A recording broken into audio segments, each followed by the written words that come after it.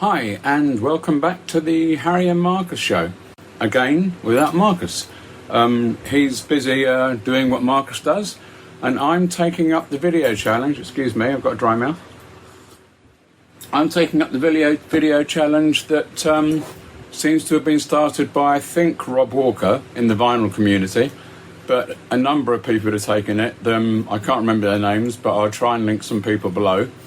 Of if you had could just have one album by one particular artist, what would it be? Or what album do you always go to by one particular artist? I've chosen 10.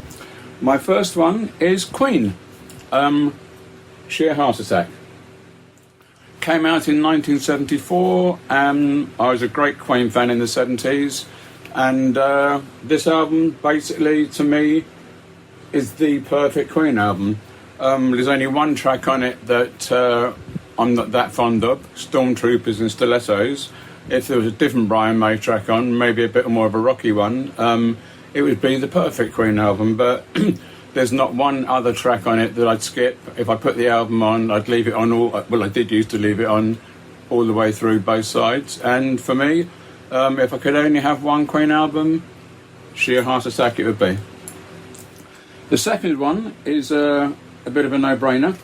I'm a Bowie fan. It's Ziggy Stardust, the rise and fall of Ziggy Stardust and Spiders from Mars.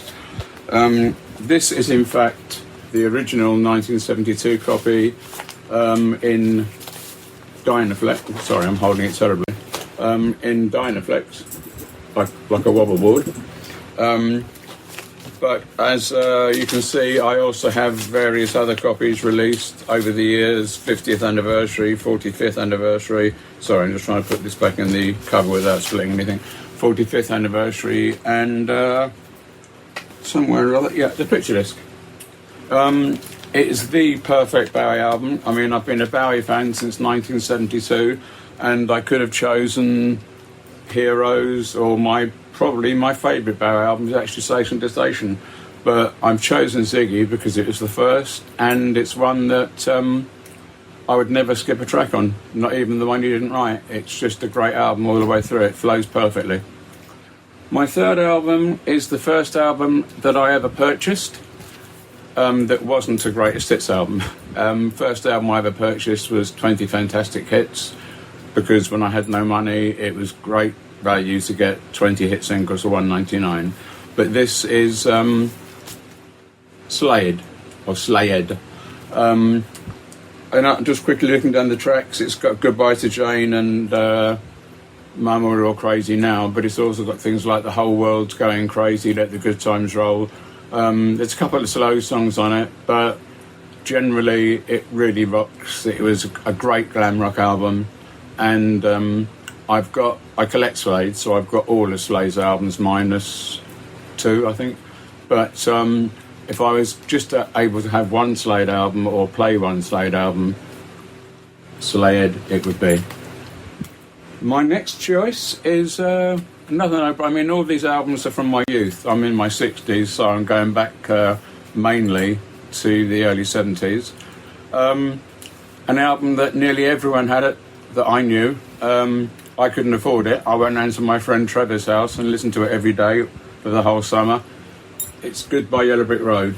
A double album, and out of all 4 sides, the only track I don't like is Jamaica Jerkoff, which I suppose at the time I must have skipped over, I can't remember.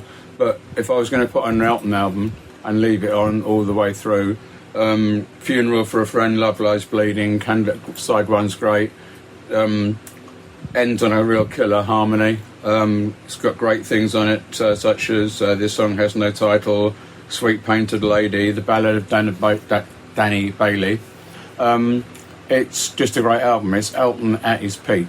I know that he had, a dip straight afterwards with Caribou, but his career's been up and down like a yo-yo over the years, but I don't think he ever got as close to perfection as he got to Yellow Brick Road. Number 5 is a bit later, end of the 80s. The Travelling Wilburys, Volume 1. when this came out, I'd heard Handle With Care on the radio and I liked it. And I brought the album and I love it. Again, I don't think it's a track I'd slip over, apart from maybe Tweeter and the Monkey Man, maybe. But, I mean, I wouldn't get up off my chair and walk across the room to take it off. But if I was standing next to the record player, I might skip it. Great album. I mean, all legends. George Harrison, Roy Orbison, Tom Petty, Jeff Lynne, Bob Dylan. And interestingly enough, I brought their follow-up, Travelling Wilburys Volume 3, and I only liked roughly half of it, if not less. And is that because Roy Orbison was no longer with them, or was the first album just a fluke, like many bands just have a great first album or a great second album, whatever. If I only had one Travelling Wilburys record, this would be it. And number 6 is, by the way, before I go any further, I've chosen all records that I have or I can find in my collection. There are other records that obviously most people of my age probably played to death when they came out, like Dark Side of the Moon, for instance, and I would have chosen that as one of my 10, but I can't find it. So I'm choosing records that I can find. Hotel California by the Eagles.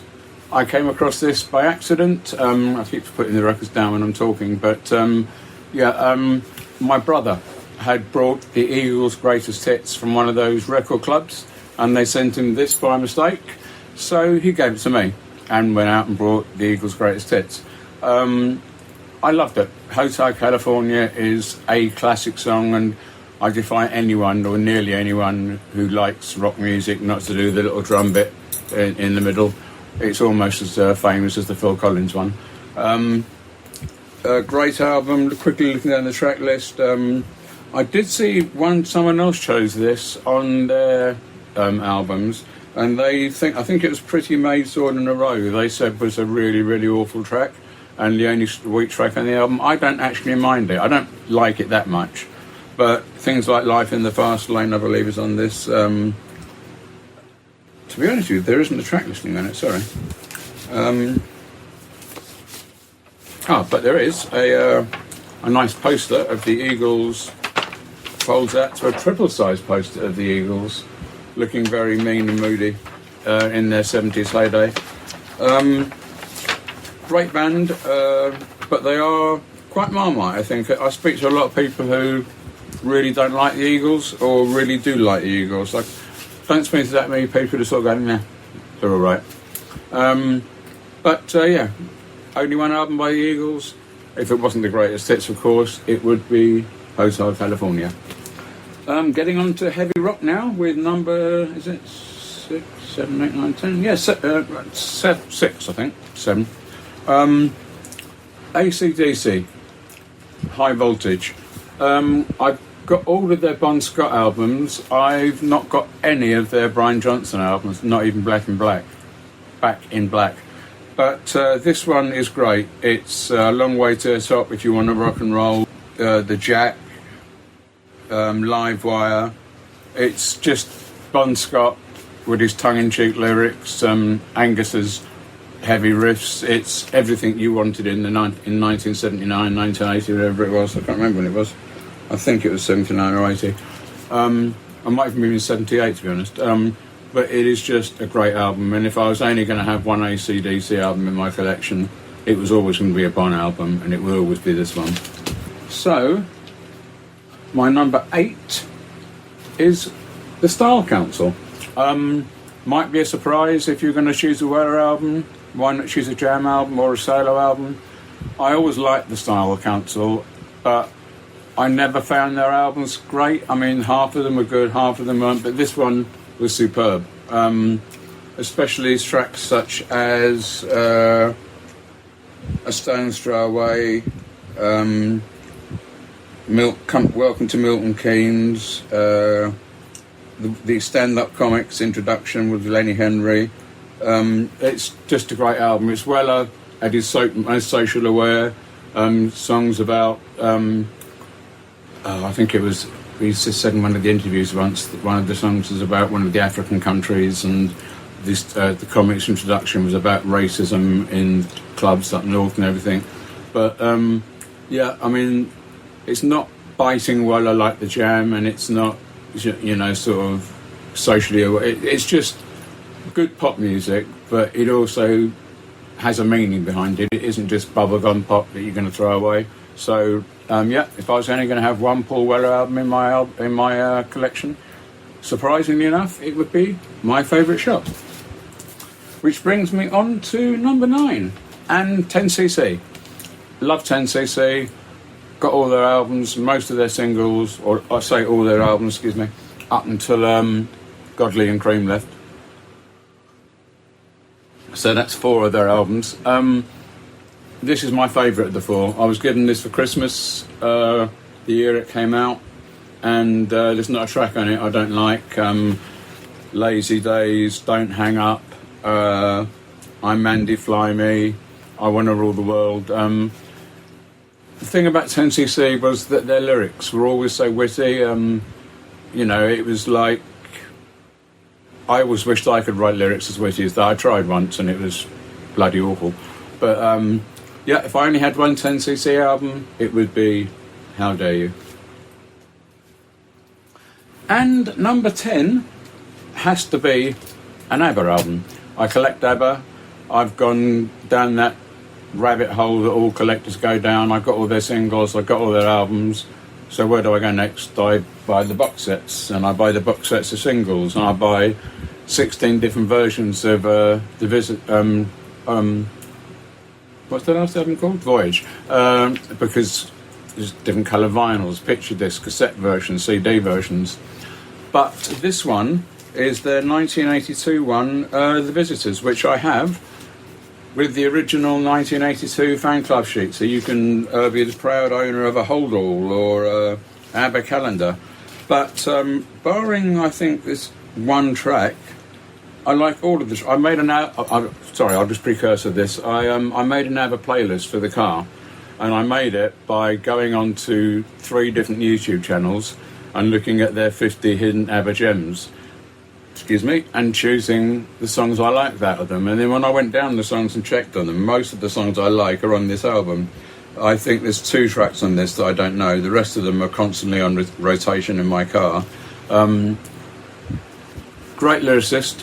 Very, very good production. Whether you like them or love them, you can't deny they are pop perfection. I mean, when I was listening to them in the car earlier, there were shades of the sounds of Philly in there with the violins and everything, and then there was another one which with the heavy sort of breaths in between that was almost like the Bee Gees. They saw what was going on around them at the time, whether it was glam rock, disco, pop, and they took from it and they put to it. Anyway, only album I'm going to own by ABBA, if there is one, is The Visitors. Which means I've done my collection, but I am going to do an honorary one because this band just doesn't get enough love. Mudrock. When this came out, I'll be honest, I haven't played this for about 45 years, but when this came out, I played it back to front, all cover versions, Do You Love Me, Sha-La-La-Lee, Running Bear, Hippie Hippie Shake, In the Mood, Blue Moon, End of the World. I brought this and just played it, and it introduced me to old songs that I didn't know, such as So Did Pin-Ups and So Did Brian Ferry's These Foolish Things. As a side note, I took These Foolish Things over to see a girlfriend I had, Penny, and her mother loved the song These Foolish Things, so I've got it all up here. I took over the new Brian Ferry album, played her the version of These Foolish Things, thinking it'd get me in with that, and we lasted about 1 verse before she said it was the worst version she'd ever heard. But I didn't play any of the Mud album. She'd have probably loved it. The thing I loved about Mud, and the reason why I put them in as an honorary mention, is they didn't take themselves seriously. At a time in the early 70s when a lot of pop groups and rock groups were in the papers like The Enemy and talking about this song and that song and the meaning of this and the meaning of that, this lot didn't give a toss. They just had a good time. You saw them when you see the Tiger Feet on top of the Pops when they've got all the roadies on, so they were just having a laugh. I mean, it lasted a couple of years, 2-3 years, and then they knew that it was going to be a 2 or 3 year thing. and they had a really good time, and they just didn't care, but they weren't serious. It was just fun. And this is, I probably only had about a dozen albums when I brought this, and I played it to death. It didn't make my top 10 because it was Mud, but because it was Mud, I felt it deserved an honorary mention because Mud just don't get enough love. Please like, comment and subscribe. Tell me if you think any of my albums are way off kilt, that one of the bands did a much better album than that. And maybe even do your own top 10 albums. I'll be back with Marcus. We are due to do a video on glam rock, as I mentioned last time, but we've got held up with that because of various reasons, but that will be coming out soon. And please follow us and please share. And click the bell icon, because if you don't click the bell icon, you won't know when we do new videos. And as always, keep collecting.